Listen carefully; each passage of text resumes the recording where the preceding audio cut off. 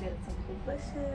من از سفری که برگشتم از تهران یه سری خریداری کردم. دوست دارم بپوشم و ببینم که نظر شما رو کدوم لباسه.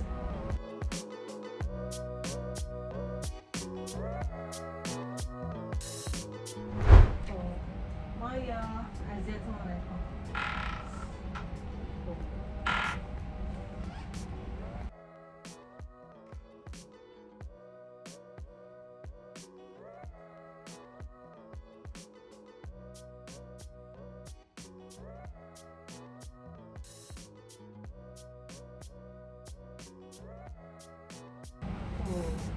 میخوام اول از این شروع کنم. خیلی سکسی دوستش دارم.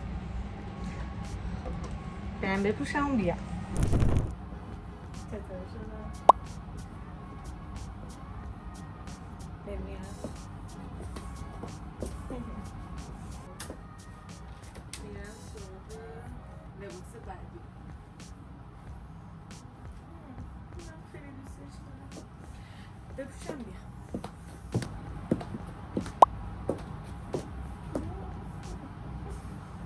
چطور شدم؟ بچه لباسایی که میپوشم از اما اولی که میذارم میشه شماره 1 2 3 4 5 و نظر بدیم ببینید کدوم بیشتر بهم میاد. میخوام بدونم سلیقه‌شون چطوره. خوبه؟ خیلی دوست دارم لباسم.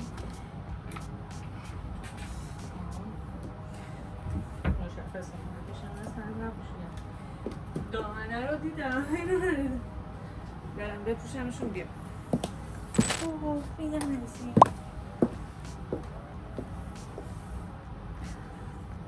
چطور سلیقه‌ام تو لباسا؟ ببینی دارم مهاجرت میکنم ولی نمیگم کجا. نه به زودی ها. لباسا رو گرفتم که اون طرف بپوشم. چطوره؟ استایلم با مایا. آی خدا چطوره؟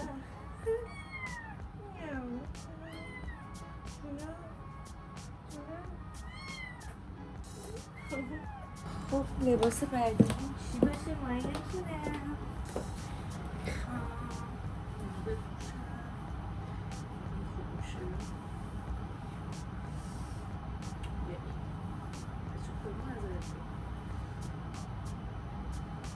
آها این شلواره. خب میخوام با شلوار گولیزا امتحان کنم.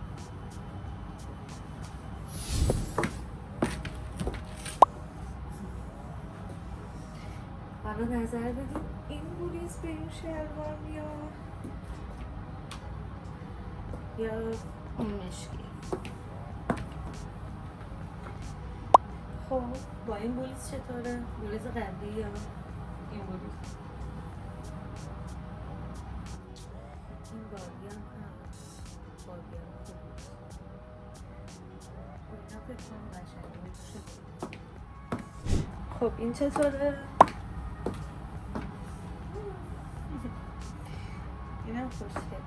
اینم دوستش دارم. حالا شما نظر بدین بین این سه تا بولیزی که پوشیدم با شلوار. شلوارش هم خیلی سکسیه. ویری ویری سکسی. حالا بهم بگه این سه تا بولیز که پوشیدم کدومشون.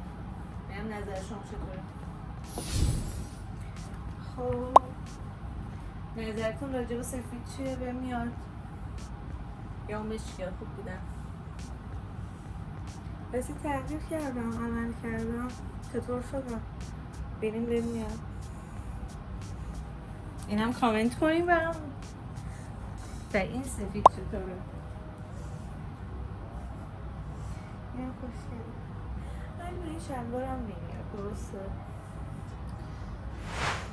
خب دوستان مایا بود